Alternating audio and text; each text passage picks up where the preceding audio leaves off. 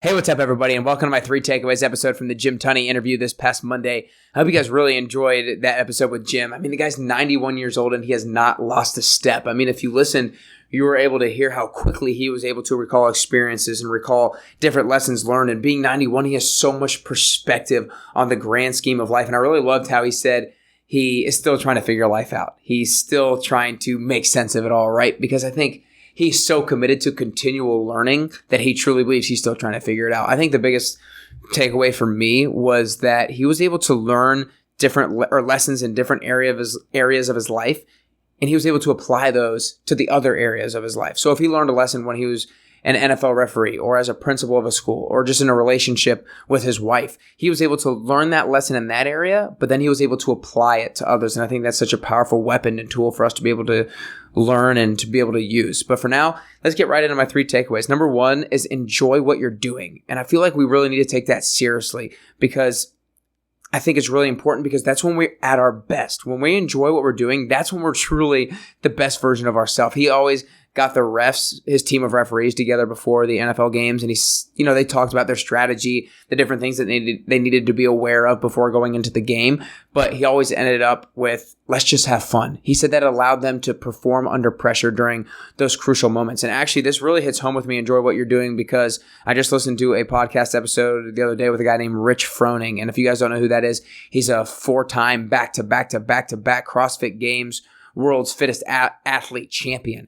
And he talked about how in either the second or the third year of when he won the CrossFit Games, he had a really bad first couple competitions, and his wife was there, and she asked him, "Are you having fun?" And he was like, "What are you talking about? Of course I'm not having fun. I'm performing terribly." And she was like, "Okay, let's leave." He was like, "What do you mean let's leave? I'm in the middle of the CrossFit Games. I'm in the middle of competing. I want to win."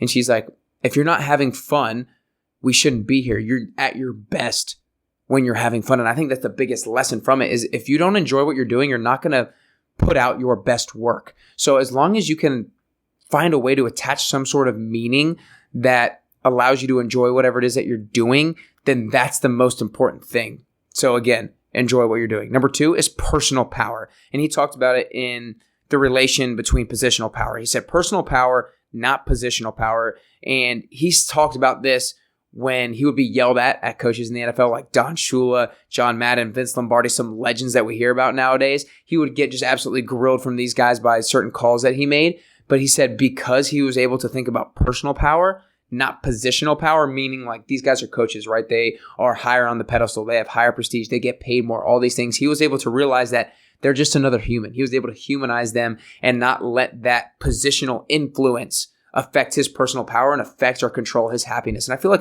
if a lot of us felt that way in our jobs or different relationships that we had, that realizing that they're just another person. Like my boss is just another person. Yes, he holds this title, but don't let that positional power get the best of you and overcome your personal power. Number 3 is you're only as good as your next call. And that's what I titled the episode because I'm big on not being complacent with the work that you've already put in thus far. And there is such a balance here. I'm not really sure what the best balancers, or I haven't found it yet in the terms of celebrating the successes that you have. I think that's maybe a fault that I have is I'm not great at celebrating my successes, but I feel like there is a place for that, but you can't just get stuck in it. You just can't get stuck in being complacent or just being so happy about this one achievement that you had that you're not able to move on. It's like somebody being stuck in their high school or college glory days that they're just so happy with what they've already done or what they've already put in and they can't move on. So it's about not being complacent with the successes that you've already had and not relying on your past reputation and always realizing that people are going to judge you on the next thing that you do. And the next pitch that you throw, if you're in baseball, the next game that you play, if you're in a sports game, the next deal that you make, if you're in a business, all these things. So you're only as good as your next call. Number 4, this is a bonus takeaway today because I had to add this one in, and it was admit your mistake. Take responsibility. Take ownership. And he was so big on this. I really loved how he brought up one instance where he knew he missed a call. He called somebody down when they actually fumbled and the other team had picked it up, and it ended up being a really crucial call in the game. But he went over to the coach and he said, "I screwed up. I missed the fumble. I'm sorry." And what that did is it disarms the coach. It disarmed the other person from being able to get too terribly mad at that other person. And admitting your own mistake is super courageous, right? It comes from a place of confidence. I talked about this in the interview I had a while back with Scott Miller, is confidence comes from a place of, or humility comes from a place of confidence. If you're able to admit your mistakes, or if you're able to admit that you don't have all the answers or that you don't know everything, that comes from confidence. And I think that's so important for us to be able to have that confidence to admit our own mistakes, because only really good can come out of that long term. So again, guys, my 3 takeaways, technically 4 this time: enjoy what you're doing, because the only way that you're going to put out your best work in this world is if you truly enjoy what you're doing. So try to attach some sort of meaningful meaning to whatever it is that you're doing so that you put out your best work. Number 2 is personal power, and really in relation to not positional power, so that we can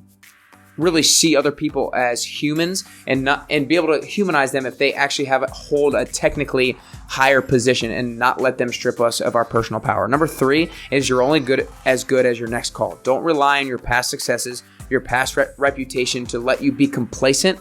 Always look to grow and strive to move forward and continually learn. Number 4, the bonus takeaway, is admit your own mistakes, because guys, humility and admitting to your own mistakes comes from a place of confidence. Only if you have that confidence, only if you have that courage, are you able to admit that you screwed up or admit that you don't have all the answers. I hope you guys really enjoyed these 3 takeaways and the interview with Jim Tunney. If you have not listened to it yet, guys, this guy's 91 years old.